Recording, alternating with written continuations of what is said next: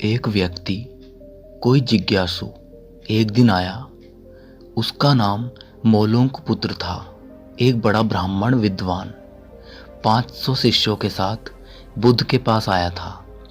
निश्चित ही उसके पास बहुत सारे प्रश्न थे। एक बड़े विद्वान के पास ढेर सारे प्रश्न होते ही हैं, समस्याएं ही समस्याएं। बुद्ध ने उसके चेहरे की तरफ देखा और कहा, यदि तुम शर्त पूरी करो, केवल तभी मैं उत्तर दे सकता हूं। मैं तुम्हारे प्रश्नों को देख सकता हूं। 1 वर्ष तक प्रतीक्षा करो, ध्यान करो, मौन रहो। जब तुम्हारे भीतर का शोरगुल समाप्त हो जाए, जब तुम्हारे भीतर की बातचीत रुक जाए, तब तुम कुछ भी पूछना और मैं उत्तर दूंगा। यह मैं वचन देता हूं। मोलुंक पुत्र कुछ चिंतित हुआ। 1 वर्ष केवल मौन रहना और तब यह व्यक्ति उत्तर देगा, और कौन जाने कि वे उत्तर सही भी हैं या नहीं। तो हो सकता है 1 वर्ष बिल्कुल ही बेकार जाए। इसके उत्तर बिल्कुल व्यर्थ भी हो सकते हैं। क्या करना चाहिए? वह दुविधा में पड़ गया। वो झिझक भी रहा था, इसमें खतरा था। और तभी बुद्ध का एक दूसरा शिष्य सारिपुत्र जोर से हंसने लगा। वह वहीं पास में ही बैठा था, खिलखिलाकर हंसने लगा। मोलुंक पुत्र और भी परेशान हो गया। उसने कहा, बात क्या है? तुम क्यों हंस रहे हो? सारिपुत्र ने कहा, इनकी मत सुनना, ये बहुत धोखेबाज हैं। इन्होंने मुझे भी धोखा दिया है। जब मैं आया था, तुम्हारे तो केवल 500 शिष्य हैं, मेरे पास तो 5000 थे। मैं बड़ा ब्राह्मण था, देश भर में मेरी ख्याति थी। इन्होंने मुझे फुसला लिया। इन्होंने कहा, साल भर प्रतीक्षा करो, मौन रहो, ध्यान करो और फिर पूछना, मैं उत्तर दूंगा। और साल भर कोई प्रश्न बचा ही नहीं।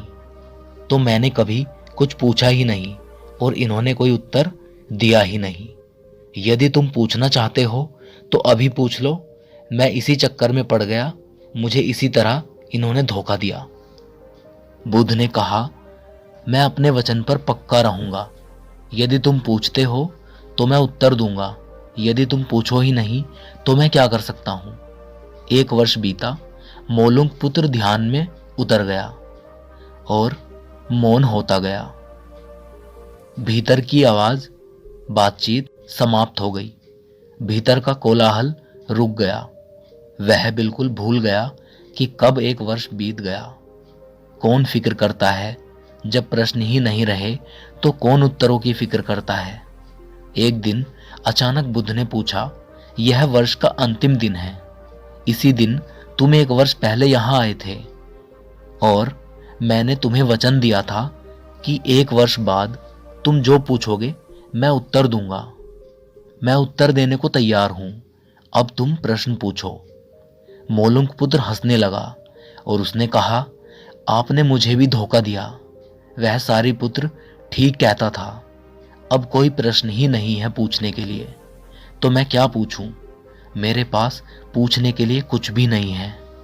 असल में यदि तुम सत्य नहीं हो तो समस्याएं होती हैं और प्रश्न होते हैं। वे तुम्हारे झूठ से पैदा होते हैं। तुम्हारे स्वप्न तुम्हारी नींद से पैदा होते हैं। जब तुम सत्य, प्रामाणिक मौन होते हो तो वो तिरोहित हो जाते हैं। मेरी समझ ऐसी है कि मन की एक अवस्था है जहां केवल प्रश्न होते हैं और मन की एक अवस्था है जहां केवल उत्तर होते हैं, और वे कभी कभी साथ साथ नहीं होते।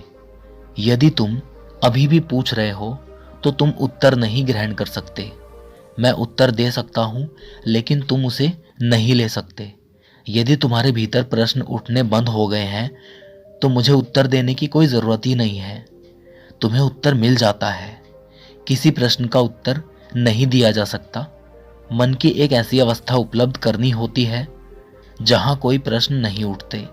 प्रश्न रहित अवस्था ही एकमात्र उत्तर है। यही तो ध्यान की पूरी प्रक्रिया है। प्रश्नों को गिरा देना, भीतर चलती बातचीत को गिरा देना। जब भीतर की बातचीत रुक जाती है तो ऐसा असीम मौन छा जाता है। उस मौन में हर चीज का उत्तर मिल जाता है, हर चीज सुलझ जाती है। शाब्दिक रूप से नहीं, अस्तित्वगत रूप में सुलझ जाती है। कहीं कोई समस्या नहीं रह जाती।